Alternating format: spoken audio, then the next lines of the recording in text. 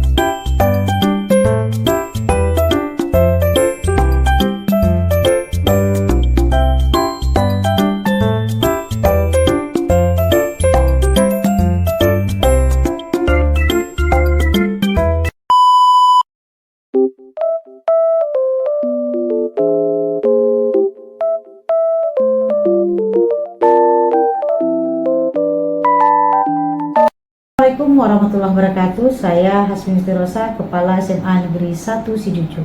Saya sangat mendukung kegiatan CGP ini. Salah seorang guru saya bernama Mursna Esos merupakan CGP Angkatan 10 Kabupaten Sijunjung, Provinsi Sumatera Barat.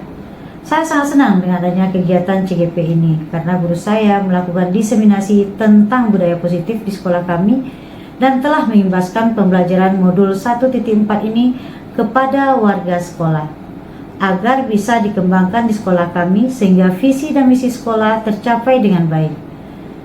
Saya mengucapkan selamat kepada CGP dalam melaksanakan tugasnya, semoga lancar, dan semangat kepada CGP hebat, semoga lolos dengan nilai terbaik. Banyak maaf, wabillahi taufik wa hidayah. Wassalamualaikum warahmatullahi wabarakatuh.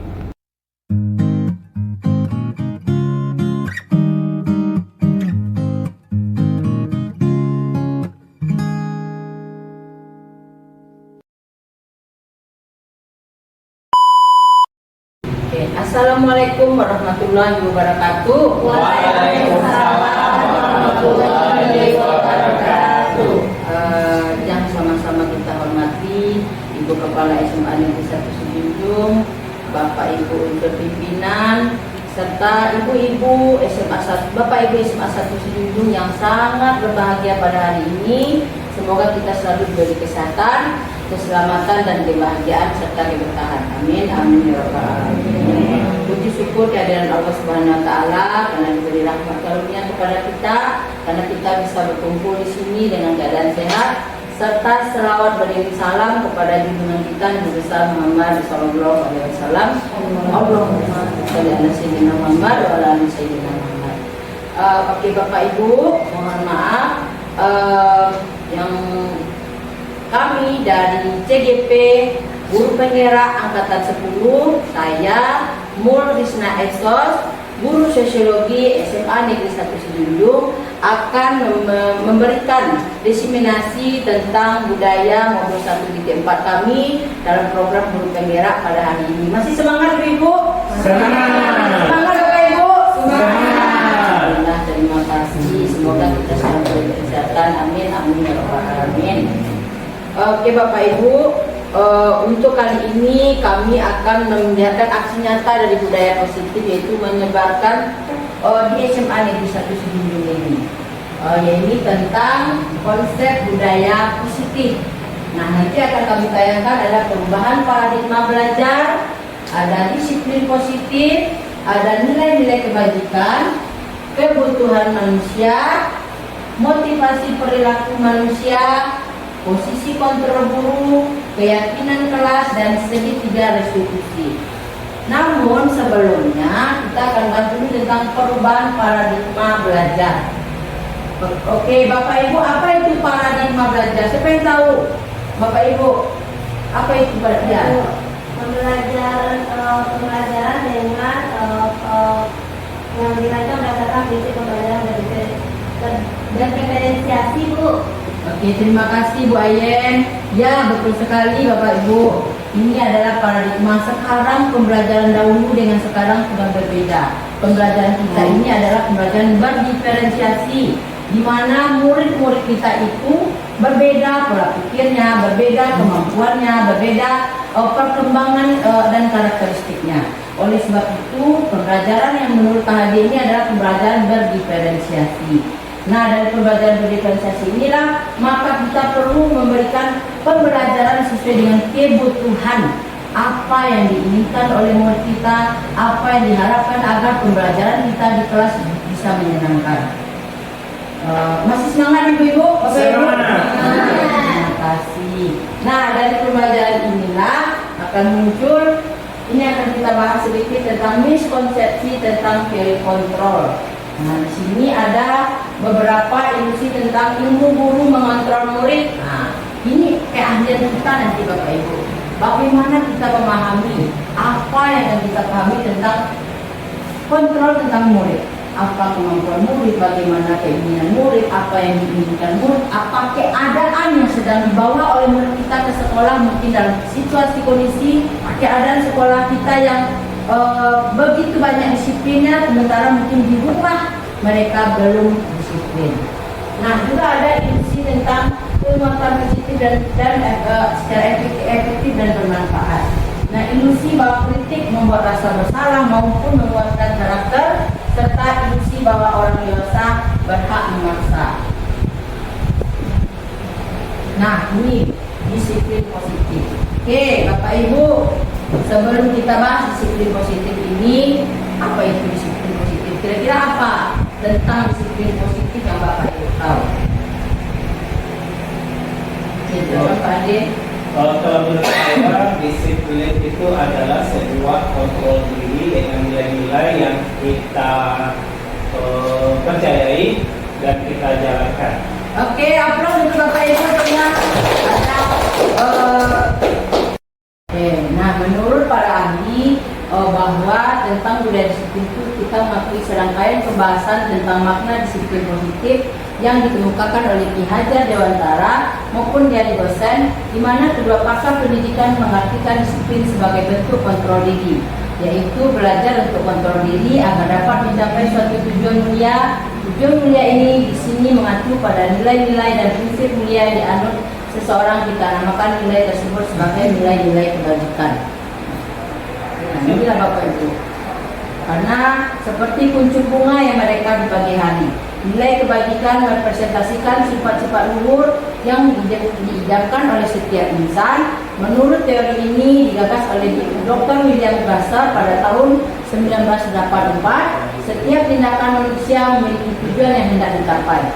Dian Bersen pada tahun 1998 menambahkan bahwa dengan mengaitkan nilai-nilai kebajikan dengan motivasi intrinsik, maka tekad untuk meraih tujuan mulia semakin kuat dalam diri seseorang, sehingga dengan mengamalkan nilai kebajikan ini, manusia mampu membangun daya dorong berasal dari dalam diri mencapai tujuan yang diinginkan. Nah, inilah nilai-nilai kebajikan Bapak Ibu. Ada profil pelajar Pancasila, ada Ego 5 Years Program, ada keterampilan hidup. Nah, di profil pelajar Pancasila, di sini beriman dan bertakwa kepada Tuhan Yang Maha Esa, berakhlak mulia, berkebinekaan global, gotong royong, mandiri, kreatif dan bernalar kritis. Ini adalah profil pelajar Pancasila. Dan ini Ego Primary, ada toleransi, rasa hormat, loyalitas, mandiri, menghargai, empati, pengetahuan, kreativitas, kerjasama, percaya diri, dan keimanan. Selanjutnya, keterampilan hidup dapat dipercaya lurus, hanya hati mendengarkan yang kreatif, tidak merendahkan orang lain, dan memberikan yang terbaik dari diri. Selanjutnya, ada 5 kebutuhan dasar hidup manusia. Di sini 5 dasar kebutuhan hidup bahwa Bapak Ibu, kebutuhan dasar manusia, semua yang kita lakukan adalah usaha yang terbaik yang untuk mendapatkan apa yang kita inginkan. Ketika kita mendapatkannya apa yang kita inginkan, sebetulnya saat itu kita sedang memenuhi satu atau lebih dari satu kebutuhan dasar manusia. Lanjutannya ada kebutuhan dasar manusia. Pertama, bertahan hidup, kasih sayang dan rasa diterima, ada penguasaan, kebebasan dan kesenangan. Nah, di sini murid-murid kita memiliki 5 dasar kebutuhan manusia tersebut Bapak Ibu. Semua kita sebenarnya. Namun terkadang ketika mereka ingin beri kasih sayang. Mungkin dia kurang kasih sayang dari orang tuanya, ketika ini dipeluk, itu adalah memenuhi kebutuhan dasar melalui kasih sayang dan rasa terima, dipedulikan, berbagi, bekerja sama, menjadi bagian dari kelompok. Nah, ketika mereka sedang belajar, dia main-main, anak kinestetik Bapak Ibu ingin bebas. Nah, ini adalah kebutuhan dasarnya, ingin memiliki kebebasan, yaitu karena dia mandiri, memiliki pilihan mencoba hal baru, mampu mengendalikan dirinya.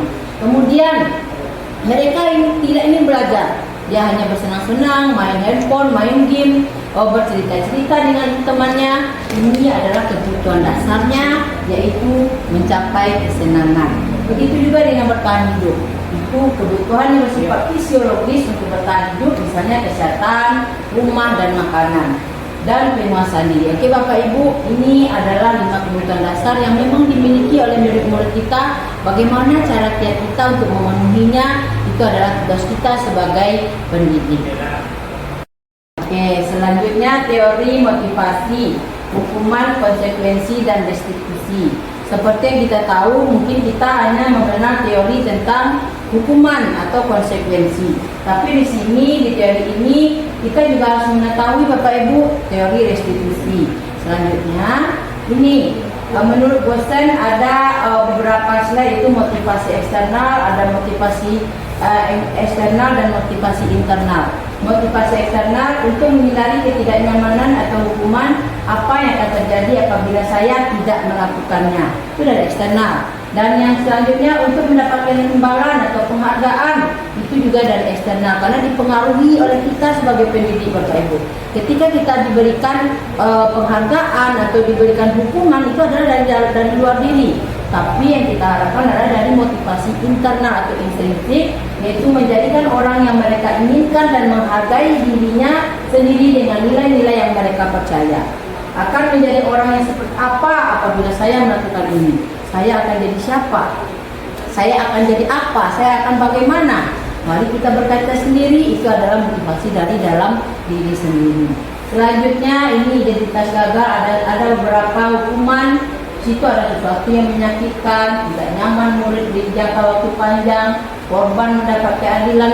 Banyak sekali ini Bapak Ibu, dan ada konsekuensinya. Sesuatu yang menyakiti harus terjadi, sesuatu harus terjadi. Restitusinya apa? Merupakan pilihan. Nah, ini bagannya. Selanjutnya, apa itu hukuman? Apakah hukuman itu sama dengan konsekuensi? Hukuman adalah ini, mencatat dengan 100 kali dalam buku dan kalimat, saya tidak akan terlambat lagi, saya tidak akan terlambat lagi. Sementara kata-kata mereka terlambat mungkin karena mereka malas dalam melakukan. Nah, kita menyuruh mereka kembali mencatat. Apakah ini akan bisa berhubungan dengan yang kita lakukan dengan keterlambatan? Lari mengelilingi lapangan 2 kali karena terlambat ada ke sekolah. Membersihkan coretan yang dibuat di meja, murid diminta untuk push up 15 kali karena tidak menggunakan masker ke sekolah. Menggantikan kertas tugas teman yang telah dicoret-coret. Berjemur di lapangan basket pada pukul 12 siang karena mengobrol dengan teman. Lari mengelilingi lapangan karena terlambat 10 menit. Itu adalah hukuman Bapak Ibu. Hukuman-hukuman yang dilakukan itu terkadang ada rasa dongkol pada diri anak, dan bahkan mungkin akan mengakibatkan secara fisik kepada anak-anak kita. Nah, ini hukuman. Apakah hukuman sama dengan konsekuensi? Hukuman adalah sesuatu yang menyakitkan harus terjadi, membuat anak sakit fisik, sakit psikologis, dalam jangka waktu lama anak akan membenci kedisiplinan, paksaan, mendorong anak menyakini diri. Konsep diri yang buruk, anak belajar untuk menyembunyikan kesalahan, marah, rasa bersalah, dipermalukan, dan merasa tidak dihargai. Konsekuensinya, sesuatu harus terjadi membuat anak merasa tidak nyaman dalam jangka waktu pendek. Anak menghargai disiplin, stimulus tanggapan, mendorong anak agar mudah menyesuaikan diri. Konsep diri yang baik, anak belajar mematuhi peraturan, kehilangan hak dibuat tidak nyaman, diasingkan. Ini juga konsekuensi, karena kalau lebih baik konsekuensi mungkin daripada hukuman, karena di konsekuensi itu kita sudah membuat kesepakatan terlebih dahulu Bapak Ibu. Namun tentu akan tetap memunculkan ketidaknyamanan karena masih ada pengaruh dari eksternal atau pengaruh dari luar. Nah, selanjutnya ini yang hukuman ini, hukuman konsekuensi dan restitusi. Nah, kalau hukuman bersifat tidak berencana, cara mendadak, murid tidak tahu apa yang akan terjadi dan tidak dilibatkan, hukuman bersifat satu arah, berupa fisik maupun psikis. Konsekuensi sudah terencana atau sudah disepakati, murid tetap dibuat nyaman untuk jangka waktu pendek, tapi Bapak Ibu dan guru mengontrol murid. Nah, ini yang ketiga Bapak Ibu, restitusi. Inilah cara yang terbaik yang akan kita lakukan sebagai pendidik, yaitu dengan menciptakan kelas yang aman, nyaman dan menyenangkan. Proses menciptakan kondisi murid bagi murid itu adalah dalam memperbaiki kesalahannya. Kita mungkin akan duduk bersama, membuat kesepakatan dengan murid apa yang mereka inginkan untuk kenyamanan kelas, untuk menyenangkan dalam kelas, apa yang akan kita susun, bagaimana cara menyusunnya, dan kita sepakati yang menjadi sebuah keyakinan dalam kelas mereka tersebut. Oke, selanjutnya ada restitusi, ada 5 posisi kontrol. 5 posisi kontrol kita sebagai guru di dalam buku penggerak yang kami pelajari. Di sini ada yang pertama adalah penghubung. Nah, ini yang paling sering kita lakukan Bapak Ibu. Selama ini kita beranggapan bahwa dengan menghukum maka anak-anak kita akan mengikuti segala aturan kita, akan mematuhi segala aturan kita. Namun setelah dipelajari, ternyata dengan melakukan hukuman itu, keadaan anak itu hanya memperbaiki di jangka pendek, tidak di jangka panjang. Karena itu bukan keinginan dirinya, tapi dia membenarkan dirinya untuk kita pengaruhi. Nah, disinilah ada istilah penghukum. Guru seperti percaya hanya ada satu cara agar pembelajaran bisa berhasil, yaitu cara dia patuhi perintah saya, kamu harus begini, kamu harus begitu. Belum lagi di rumah, mereka juga seperti itu. Orang tuanya mengharapkan kamu jadi dokter, kamu harus jadi guru. Sementara di sekolah kita juga menekan seperti itu Bapak Ibu. Walaupun dengan posisi penghukum ini juga akan bisa menjadi akurat untuk dilakukan kepada murid kita, namun ketika apa, ketika seperti apa. Nah, ini adalah salah satu posisi kontrol, itu tentang penghukum. Yang selanjutnya ada posisi pembuat rasa bersalah. Nah, ini juga sering terjadi Bapak Ibu. Anak kita mau mempengaruhi anak-anak kita, mempengaruhi murid kita supaya mereka mematuhi aturan kita. Terkadang kita akan berbuat seperti ini. Janganlah seperti itu, nak. Mau ngertilah dengan ibu. Nanti ibu dimarahi sama bapak kepala sekolah. Nanti bapak kena marah sama ibu kepala sekolah. Seperti itu yang kita harapkan. Sehingga mereka merasa sedih. Nanti gurunya kena marah. Sehingga muncul perilaku rasa bersalah. Nah, ini konsepnya. Di posisi ini, murid akan memiliki penilaian yang buruk tentang diri mereka. Ternyata mereka merasa bersalah ketika dia membuat kesalahan, lalu diberikan argumen-argumen yang seperti itu. Murid merasa tidak berharga dan telah mengecewakan orang-orang yang dia sayangi. Ibu sangat kecewa sekali dengan kamu. Berapa kali bapak harus memberitahu kamu ya? Gimana coba kalau orang tua kamu tahu kamu berbuat seperti ini? Dia memberikan kata-kata yang seperti itu. Sehingga dengan kata-kata yang disampaikan itu, mereka merasa, ya berarti saya sudah merugikan orang tua saya. Berarti saya sudah membuat orang tua saya kecewa. Berarti saya sudah membuat orang tua saya tidak menghargai kehidupan itu. Jadi ini yang muncul. Ini adalah posisi kontrol yang kedua. Dan yang ketiga ada posisi kontrol sebagai teman. Ini juga sering kita lakukan ya Bapak Ibu. Saya juga sering melakukan. Di sini guru pada posisi ini tidak akan menyakiti murid, namun tetap akan berupaya mengontrol murid melalui persuasi.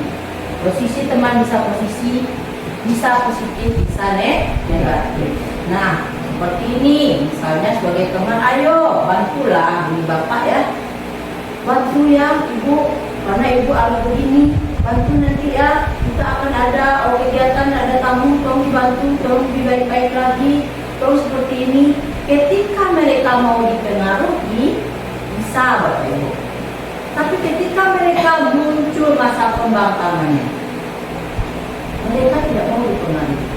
Ibarat kata seperti tangan bapak ibu, kita mengepal tangan buat ketika kita ingin membukanya, kita mau.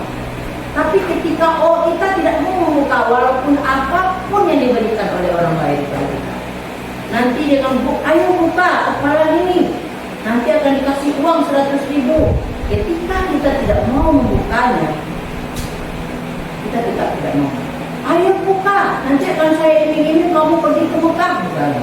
Tapi kalau kita tidak mau, pasti tidak mau buka. Karena kita, apapun yang ingin kita lakukan mempengaruhi diri kita, itu adalah diri kita sendiri, bukan orang lain. Walaupun kita hanya bisa sebagai motivator, tapi ketika kita tidak mau membuka, kita tidak akan membukanya Bapak Ibu. Apapun yang akan diberikan. Apakah Bapak Ibu pernah mau seperti itu? Ketika Bapak Ibu dalam prinsip kita tidak mau disogok atau bagaimana misalnya, namun kita diberikan uang, apakah Bapak Ibu mau? Apakah Bapak Ibu mau? Ya. Tentu kita tidak mau ya Bapak Ibu, sementara kita dipengaruhi oleh diri kita sendiri. Nah, ayo ingat, tidak ada bantuan Bapak. Apakah ingat dengan bantuan Bapak sama ini? Apa namanya bahasa kita itu? Kita meminta imbalan. Ingat gak dengan bantuan Bapak sama ini? Ingat gak dengan bantuan Ibu sama ini? Kita meminta imbalan. Sehingga apa? Apa yang dilakukan oleh anak kita tersebut, mereka menganggap itu adalah pamrih. Nah, ya sudah, kali ini tidak apa-apa, nanti Ibu bantu bereskan. Segala sesuatu persoalan anak kita bantu menyelesaikan, baik kepada wali kelas, baik kepada temannya di kelas, sehingga dia merasa punya teman. Namun ketika kita tidak ada, dia merasa tidak punya siapa.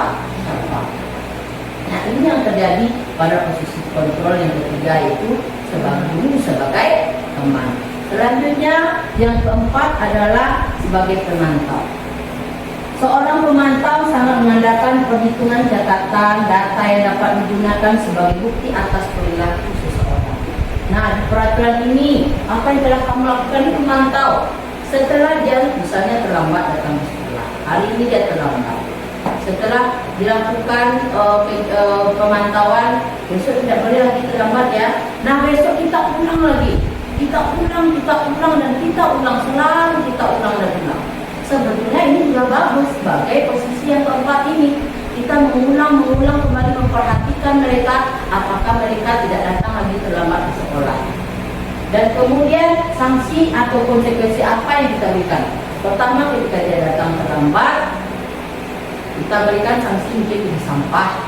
Besoknya di sampah lagi. Terus anak akan menganggap, cuma kalau terlambat cuma pilih sampah doang.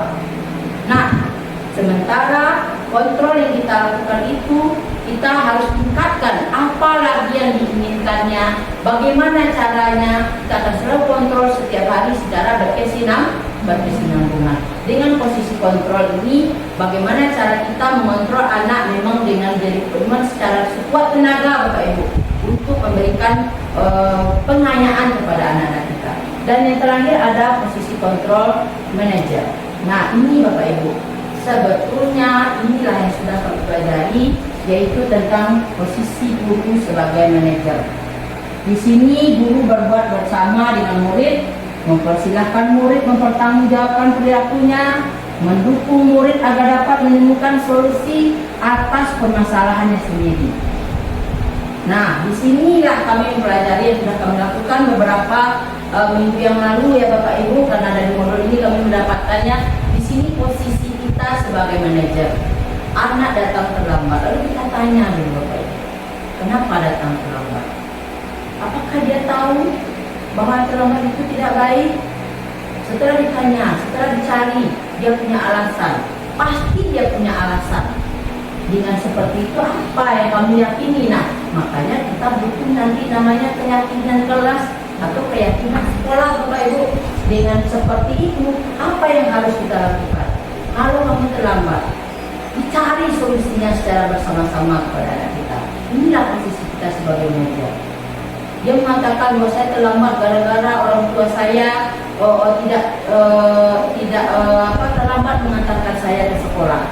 Namun ketika ditanya lagi yang satu lagi, karena saya telat bangun. Apa solusinya?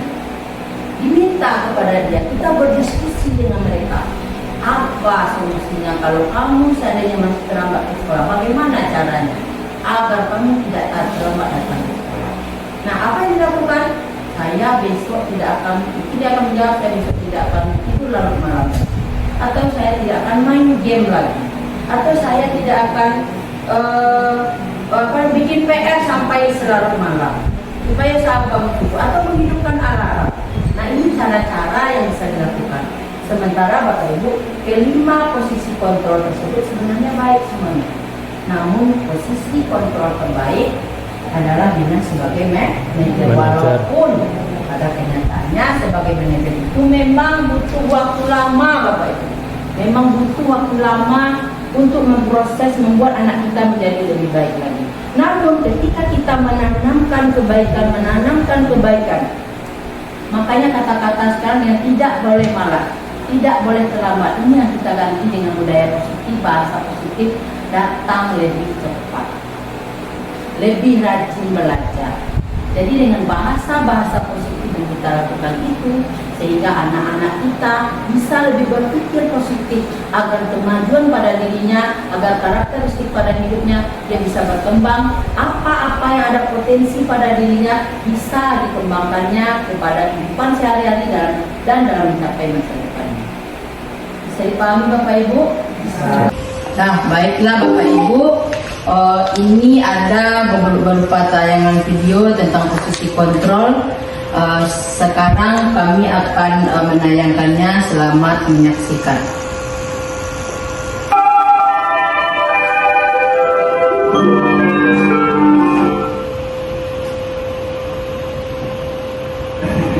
Nah, ini posisi yang pertama ya Bapak Ibu. Raffi, mana kamu? Nih.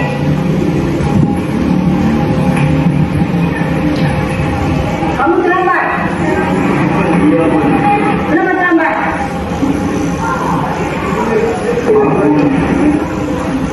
Selalu terlambat. Kamu tidak boleh datang terlambat.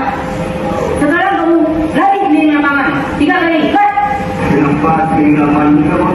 Harus keliling lapangan karena kamu terlambat datang sekolah. Paham? Ayo segera. Ini yang dikatakan teori hukuman, posisi kita sebagai penghukum.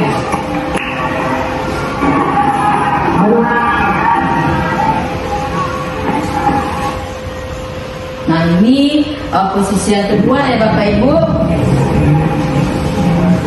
Posisi membuat anak murid merasa bersalah. Aduh nak, beberapa kali Bunda bilang kamu terlambat lagi datang ke sekolah ini. Kenapa kamu terlambat nak? Padahal kamu sudah bilang jangan terlambat lagi. Apakah kamu gak kasihan sama orang tua kamu yang sering datang ke sini? Maaf, Kalium.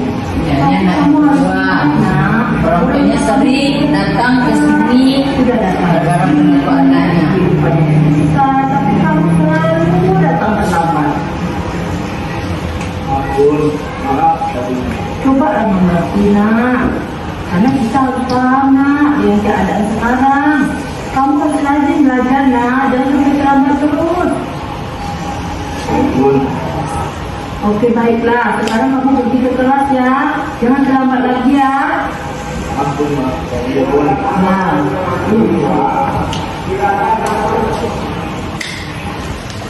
Nah, ini posisi yang ketiga ya Bapak Ibu. Posisi sebagai teman, di mana kita sebagai guru, posisi kita sebagai teman, ini yang kita lakukan kepada anak. aduh nak, Kenapa terlambat lagi nak? Tadi pagi saya lupa ngomongin saya pun. Aduh, janganlah seperti itu terus nak. Kenapa lah anak yang terlambat itu? Kan kamu yang tadi nak. Besok kamu tidak boleh terlambat lagi ya nak. Baik Bun. Jangan terlambat lagi ya nak. Baik Bun. Bikin bunda senang, bikin bunda bahagia.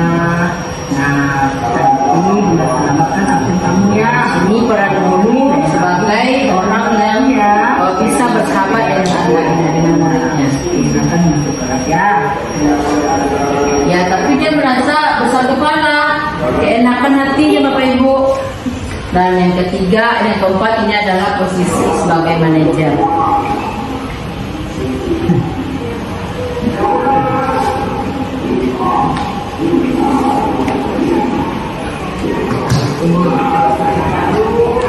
Kamu selamat lagi ya. Kenapa? Oke, silakan duduk dulu. Nanti setelah selesai pelajaran kita lanjutkan ya. Silakan duduk. Nanti kira-kira kenapa kamu selalu datang ke mana? Karena baru Terus? karena tidak semakin semua. Nah, sekarang kira-kira menurut kamu keyakinan terus apa yang sudah kamu bangga? Nah, terus apa solusinya kira-kira yang bisa kamu lakukan agar kamu tidak akan terlambat? Menurut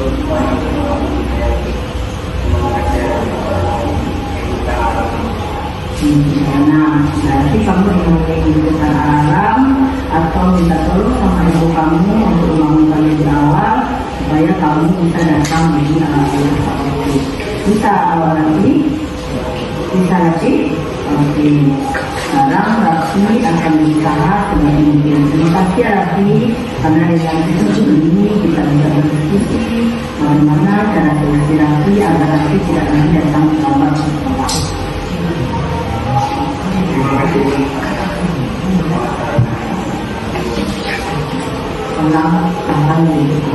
Ya. Nah, demikianlah Bapak Ibu, 4 posisi kontrol kita sebagai guru. Nah, memang sulit sekali dalam melakukan posisi manajer ini, tapi kita akan selalu berusaha dan semoga bisa bermanfaat dengan baik. Jadi bagus ya Bu. Oke, jadi Bapak Ibu, kira-kira posisi mana yang terbaik untuk kita lakukan? Posisi mana Bapak Ibu? Manajer Bu. Posisi manajer. Aplaus untuk Ibu. Nah, inilah model-model yang kami sudah buat di video kami. Sekarang kita lanjutkan dengan materi berikut. Masih semangat Bapak Ibu? Oke. Tepuk siang, tepuk malam. Oke. Kita ulang Bapak Ibu. Masing-masing. Tepuk pagi 1. Tepuk siang. Tepuk sore. Tepuk malam. Oke, terima kasih. Selanjutnya, ini adalah yang saya sampaikan tadi Bapak Ibu, ada keyakinan kelas. Dan ini sudah kami lakukan di dalam kelas. Semoga nanti bisa berimbas kepada Bapak Ibu kita semua, agar anak-anak kita membuat yang sekarang yang dulu namanya peraturan sekolah atau peraturan kelas, sekarang namanya keyakinan kelas, yang kita buat secara bersama-sama, disepakati di dalam kelas tersebut apa-apa yang akan kita sepakati menjadi sebuah keyakinan dalam diri. Kalau seandainya kita minta pendapat kepada anak-anak, pasti mereka akan menginginkan, mereka yang menyusun, mereka yang membuat, tentu akan tertanam pada dirinya. Berbeda dengan aturan yang sudah kita buat selama ini. Aturan itu harus bersifat memaksa. Nah, ini keyakinan kelasnya Bapak Ibu. Ini maksud yang kami sampaikan tadi, ada urutan langkah-langkah menetapkan keyakinan kelas. Pertama, kita berdiskusi, mengumpulkan peraturan-peraturan yang perlu ditaati warga sekolah. Dan yang kedua, merubah peraturan menjadi kalimat positif seperti yang sudah sampaikan tadi. Yang ketiga, mengelompokkan peraturan-peraturan menjadi nilai-nilai kebajikan keyakinan kelas dan berdiskusi mengenai gambaran perilaku yang mencerminkan keyakinan kelas, berdiskusi mengenai peran seluruh warga sekolah atau warga kelas, dan meninjau kembali keyakinan kelas itu apakah masih bisa eksis dari waktu ke waktu. Selanjutnya, ini model keyakinan kelas yang kami sudah susun.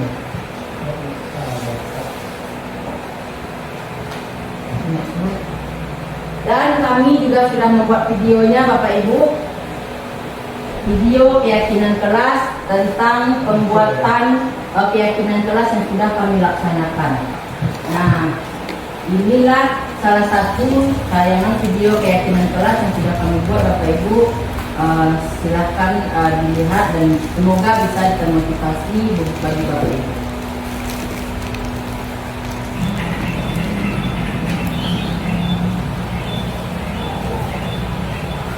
Assalamualaikum warahmatullahi wabarakatuh.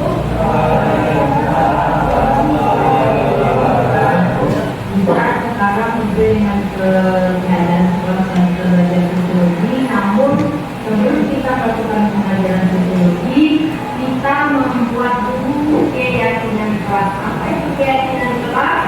Adalah kesepakatan kelas yang akan kita susun bersama dengan cara Anda menulis nanti apa-apa yang kita sepakati, kita tempel di situ. Kenapa? Karena kalau keyakinan kelas ini kita sudah miliki, kita sendiri yang meyakininya. Semua kesepakatan yang sudah kita buat, kita akan lakukan itu secara bersama-sama. Nah, sekarang mau seperti apa? Keyakinan kelas itu seperti yang kita lakukan. Ada beberapa pertanyaan, ada keyakinan kelas yang tidak terlalu banyak atau item-itemnya tidak terlalu banyak, tetapi kita sepakati secara bersama-sama agar Anda melakukannya dengan baik. Setuju? Bisa dipahami? Nah, oleh sebab itu, kenapa kita perlu keyakinan kelas ini? Supaya Anda merasa tidak terpaksa melakukannya. Apa-apa yang kita susun, apa-apa yang kita buat, kita sepakati, kita laksanakan dengan rajin. Bisa dipahami? Sudah melakukan film ini kepada Anda, silakan Anda isi. Jadi silakan bagian saja beberapa saja. Yang sudah nanti silakan.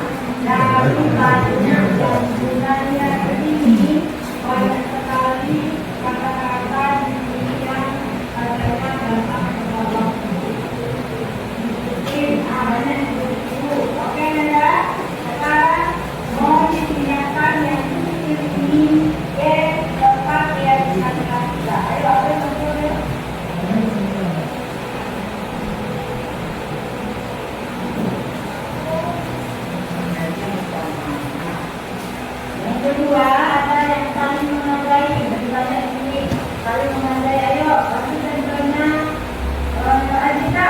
Itu sampai di situ.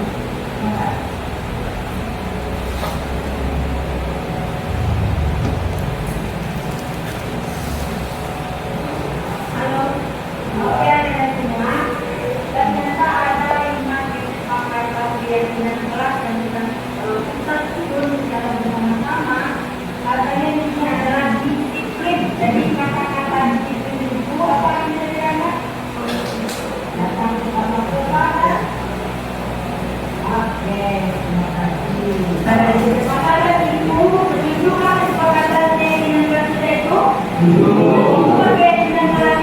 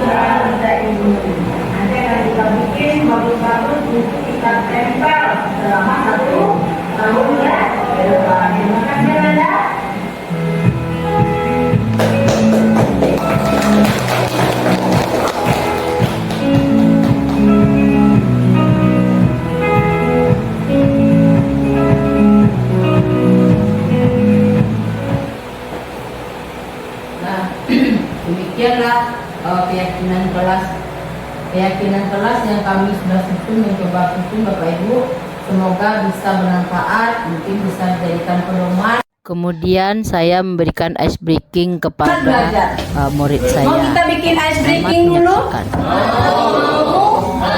Anda nanti Bunda ada pena ini, kalau ke sini Anda menggeleng ke sini, ini menggeleng ke sini. Nanti kalau naik semakin tinggi habis itu duduk. Pak, makan ya? Oke, silakan.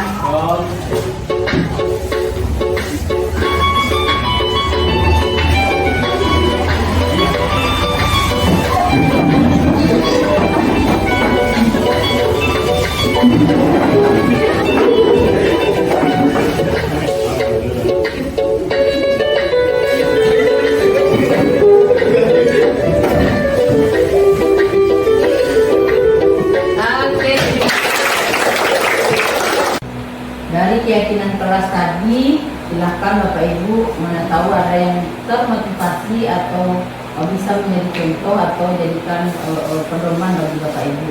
Dan selanjutnya yang terakhir adalah restitusi, yaitu ada segitiga restitusi. Nah, di restitusi ini kami sudah menjelaskan tentang upaya-upaya yang dapat dilakukan dalam membangun budaya positif di sekolah. Tentunya untuk mewujudkannya membutuhkan proses yang tidak bisa dilakukan secara sendiri dalam waktu singkat. Nah, selain itu proses ini juga membutuhkan keterlibatan semua pemangku kepentingan sekolah. Kita bersama-sama berkolaborasi antara warga sekolah, dari kepala sekolah, guru, teman sejawat, murid, dan semua warga sekolah agar impian apa yang kita harapkan bisa tercapai. Sekarang saya akan menayangkan 2 kasus penyelesaian masalah anak dengan segitiga restitusi. Selamat menyaksikan.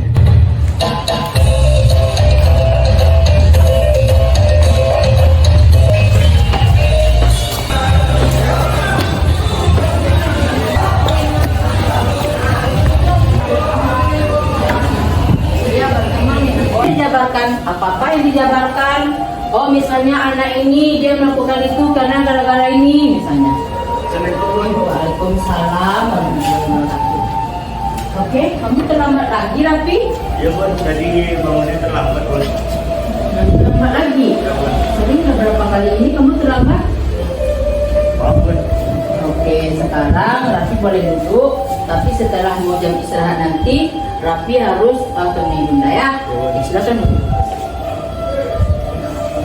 Oke Rafi, karena jam sudah berbunyi, tapi silakan kamu juga hadir ketua kelas, silakan dibantu untuk menyelesaikan masalah ini.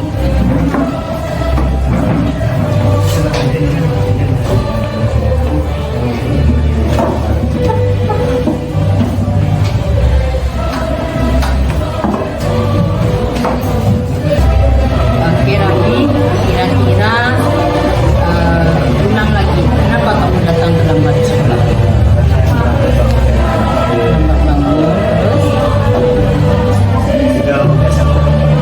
Bagaimana perasaanmu ketika kamu terlambat?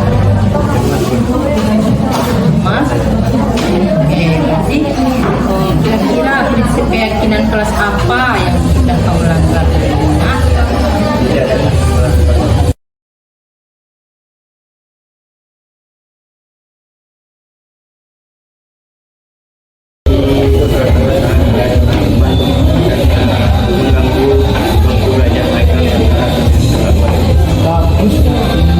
Karena memang kita ingin memperbaiki kesalahan kita itu adalah sebuah kesadaran dari kita. Tapi setelah kamu datang terlambat, apa solusi yang kira-kira menurut kamu untuk memperbaiki?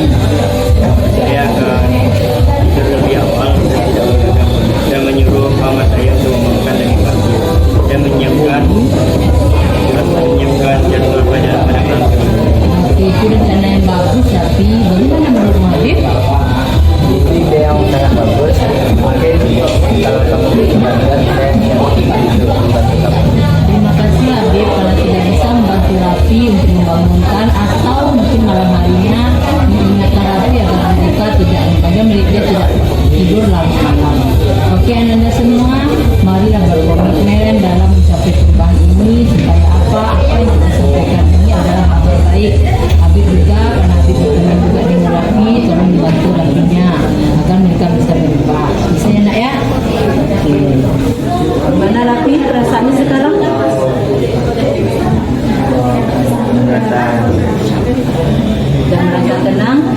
Oke.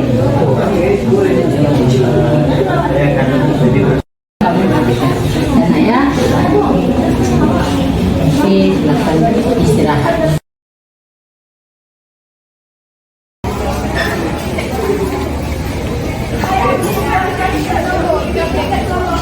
Aku aja yang selalu piket sama kamu tuh, kamu nggak pernah mau piket. Apa sih? Kenapa, Keisha? Kamu kenapa? Keisha kenapa? Yo. Kenapa, Keisha? Kamu kenapa? Dia turun, dia nggak piket. Oh, nggak piket. Ya, seperti itu. Oke, Keisha.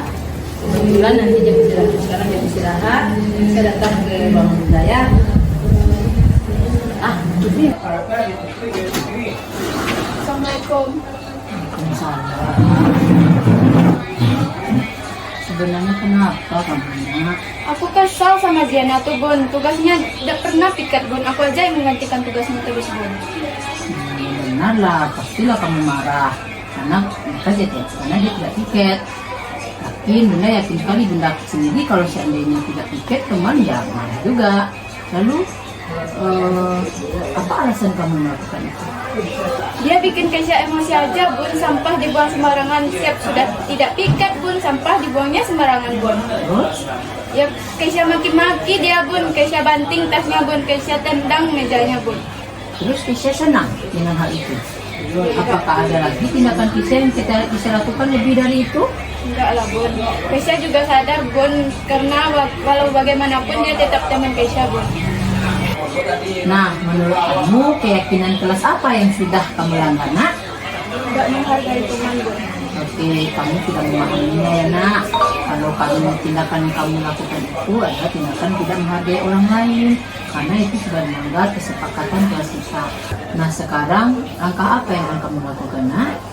Keisha minta maaf kepada Zena, Bun, dan lebih bicara baik-baik kepada Zena, Bun. Baiklah, Nak. Sekarang kita ke kelas dulu ya, karena kebetulan habis istirahat ini kan Bunda yang ngajar di kelas kamu kan? Iya, Bun. Oke, kita akan cari solusinya, Nak. Bagaimana penyelesaian kamu agar kamu emosi kamu terkontrol, kamu bisa berhubungan baik dengan teman, agar keadaan masalah-masalah kamu dan masalah kelas bisa kita selesaikan dengan baik. Enak ya? Oke, kita cari solusinya nanti. Gimana perasaan kamu sekarang? Sudah lebih nyaman, Bun, dan sudah lebih ikhlas dalam menghadapi teman. Terus sekali, Nak. Ternyata ikhlas itu Menyenangkan. ikhlas itu menyenangkan. Nah, kalau kamu bisa mengontrol emosi, kita lebih ikhlas, kita lebih sabar dalam menghadapi apapun, perasaan kita akan lebih tenang, perasaan kita akan lebih nyaman. Sekarang Keisha, kalau kalian lebih ikhlas, kalau masih ada waktu untuk istirahat untuk makan, silahkan makan dulu. Oke, Nak ya? Iya, Bun. Karena sudah tak tenang. Iya, iya, Bun. Terima kasih banyak, Bun, sudah meredamkan emosi Keisha, Bun. Sama-sama. Bisa enak ya. Bisa. Terima kasih, Bun. Ya, sama-sama. Assalamualaikum warahmatullahi wabarakatuh. Perkenalkan, saya Keisha Cantika Angga. Saya dari 10E7. Saya mengucapkan terima kasih kepada Bunda Rina telah memberi solusi tentang mengontrol emosi saya, dan saya lebih sabar dan ikhlas dalam menghadapi masalah ini. Saya ucapkan terima kasih kepada Bunda. Assalamualaikum warahmatullahi wabarakatuh. Oke, Bapak Ibu, itulah hasil dari presentasi kami tadi. Kira-kira ada yang mau ditanyakan, Bapak Ibu? Ada, Ibu. Oke, terima kasih. Silakan Bu Mira. Nah, gini Bu Rina, kita misalnya udah memproses anak nih, udah di level manajer, tapi masih ada juga pelanggaran setelah itu. Bagaimana tindakan kita lagi ya? Oke. Oh, berarti setelah kita lakukan manajer masih berbuat seperti itu ya Bu Mira ya. Apa untuk Bu Mira dulu? Pertanyaannya di sini itulah posisi 5 posisi kontrol tersebut. Ketika posisi kontrol itu tidak bisa manajer, kita bisa kembali ke posisi yang sebelumnya. Kita bisa kembali untuk merefleksi dan merefleksi kembali.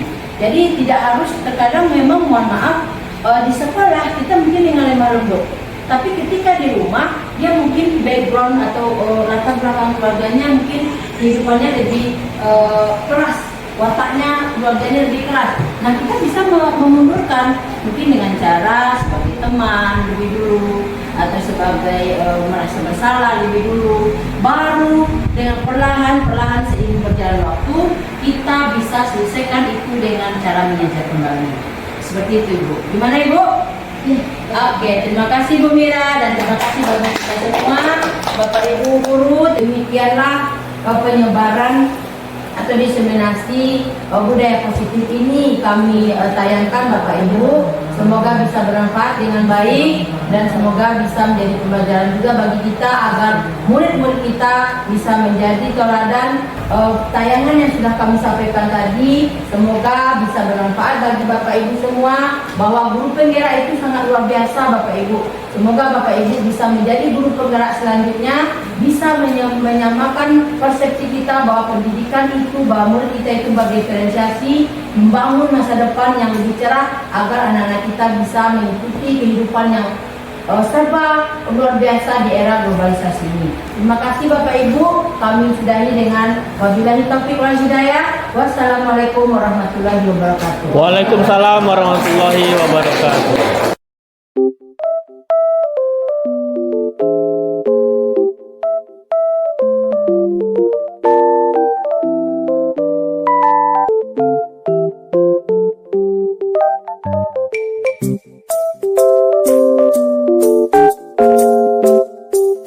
Assalamualaikum warahmatullahi wabarakatuh. Perkenalkan, nama saya Lydia Mustika Rahmi. Saya merupakan teman sejawat dari Ibu Murisna Esos. Kali ini saya akan memberikan refleksi mengenai materi segitiga restitusi. Materi ini begitu menarik bagi saya karena sebelumnya saya tidak mengetahui atau sangat asing dengan kata segitiga restitusi ini.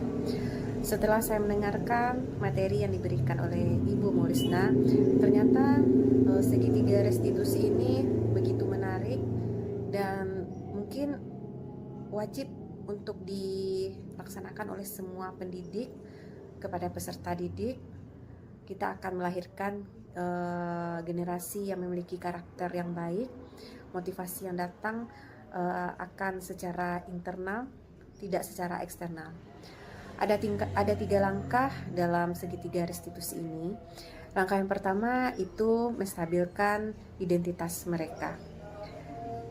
Pada langkah ini kita melihat bahwa ada kebutuhan dasar yang belum terpenuhi oleh peserta didik. Maka kita terus memberikan motivasi bahwa setiap orang itu pasti melakukan kesalahan. Tidak ada satupun yang tidak pernah melakukan kesalahan. Kita memberikan motivasi kepada peserta didik, tetap memberikannya semangat bahwasanya dia tidak sendiri. Kita memberikan semangat agar peserta didik itu bisa berubah ya dari kebiasaan mereka untuk melakukan kesalahan. Setelah langkah pertama kita lakukan, langkah kedua yaitu memvalidasi tindakan mereka yang salah. Misalnya di sini pada kasus terlambat sekolah, kita sebagai pendidik itu harus mencari tahu alasan mereka terlambat itu apa. Bisa jadi mereka membantu orang tuanya terlebih dahulu, atau mengantarkan orang tuanya bekerja, atau bisa jadi jarak rumahnya yang jauh. Nah itu kita harus mencari tahu dulu alasan mereka melakukan kesalahan ini.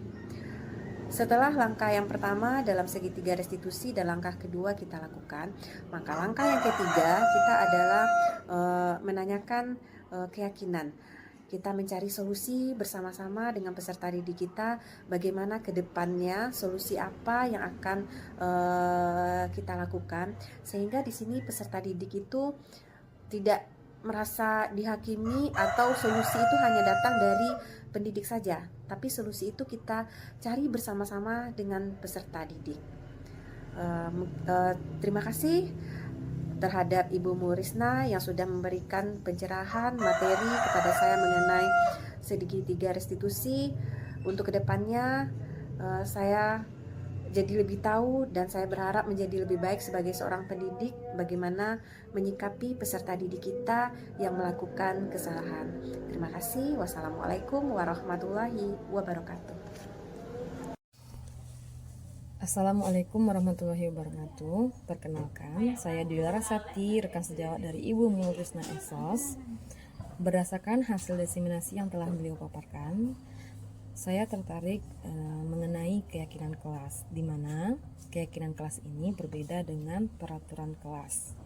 Di peraturan kelas kita tahu bersifat memaksa, sementara keyakinan kelas ini memang dibuat bersama oleh seluruh anggota kelas. Nilai-nilai yang memang diyakini benar oleh seluruh anggota kelas itu akan dijadikan poin-poin butir-butir dalam keyakinan kelas. Nah, jika telah disepakati bersama, seharusnya peserta didik sadar dengan sendirinya, sadar dalam dirinya secara internal bahwa nilai-nilai tersebut memang harus diterapkan, tidak boleh dilanggar. Terima kasih. Assalamualaikum warahmatullahi wabarakatuh. Perkenalkan, saya Gusti Marlina, Tata Usaha SMA Negeri 1 Sijunjung, teman sejawat dari Bunda Rina.